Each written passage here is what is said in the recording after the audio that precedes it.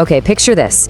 You've got the final, nail-biting seconds of a World Cup qualifier. A whole country's dreams are on the line. And everything, I mean everything, comes down to a penalty shootout.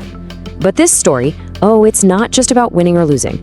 It's about a wild accusation of witchcraft that literally turned a football match into a worldwide headline. So let's dive in and unpack this incredible story. And this is the quote that just blew the whole thing wide open. I mean, fresh off a totally devastating loss, Nigeria's manager, Éric Chelle, doesn't just say he's disappointed. No, he goes straight to the press with an accusation that is so out there, it just left the entire sports world completely stunned. And this, right here, is where the story takes a massive turn into the bizarre. So a pretty wild accusation, right?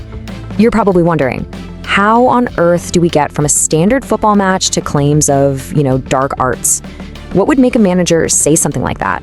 Well, to really get to the bottom of it, we've got to rewind a bit.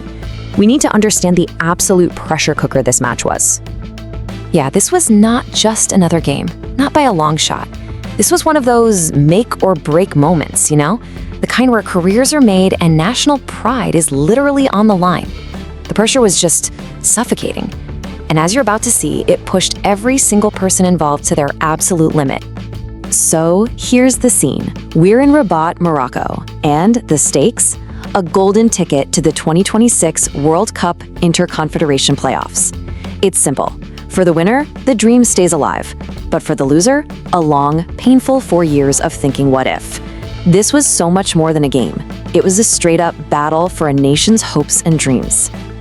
And the game itself, man, it was incredibly tight. Nigeria gets on the board early with a goal from Frank Onyeka, but DR Congo claws their way back with an equalizer from Meshik Elia. And for 120 absolutely grueling minutes, neither team could break the deadlock. And hey, if you're a football fan, you know exactly what that means. It all comes down to the lottery, the ultimate test of nerve, a penalty shootout. So, there you have it. After 2 hours of intense, grinding football, it all boiled down to this: the penalty shootout.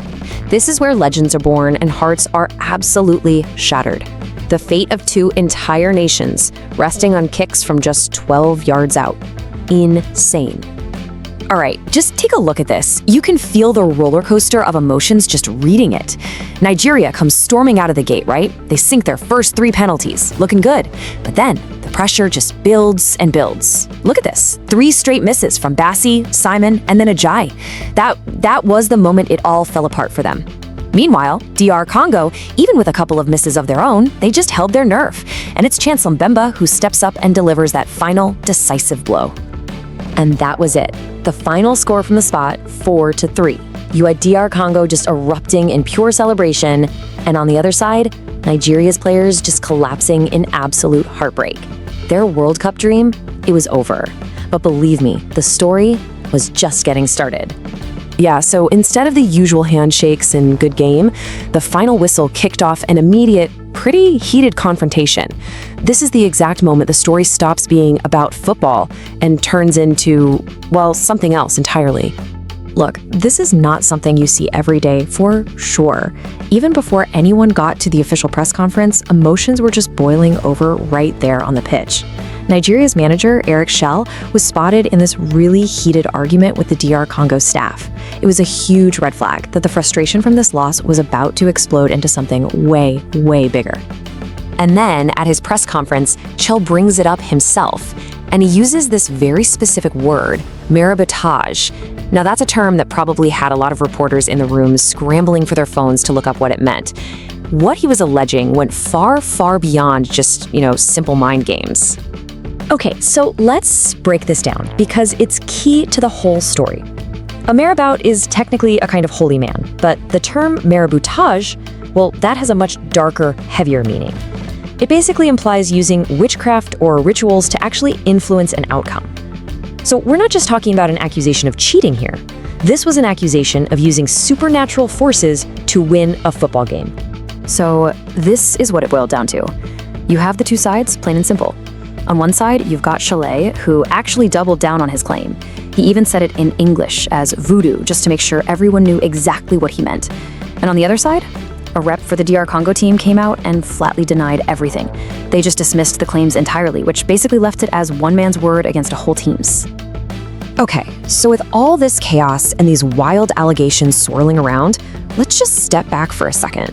What was the actual undisputed result on the field? When you strip away all the drama, these are the cold, hard facts. DR Congo won the shootout, 4-3. They're the ones moving on, their World Cup dream is still alive, and they're headed to the intercontinental playoffs. And for Nigeria, their journey is over. A really bitter and obviously very controversial end to their whole campaign. And all of this really leaves us with a fascinating question, doesn't it?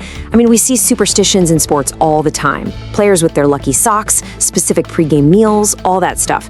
But this story, this pushes that idea to a whole new level. Was this just a desperate accusation from a coach trying to deal with a devastating loss? Or was it something more? It really makes you wonder, when the pressure is that intense, where exactly is the line between superstition and a serious accusation?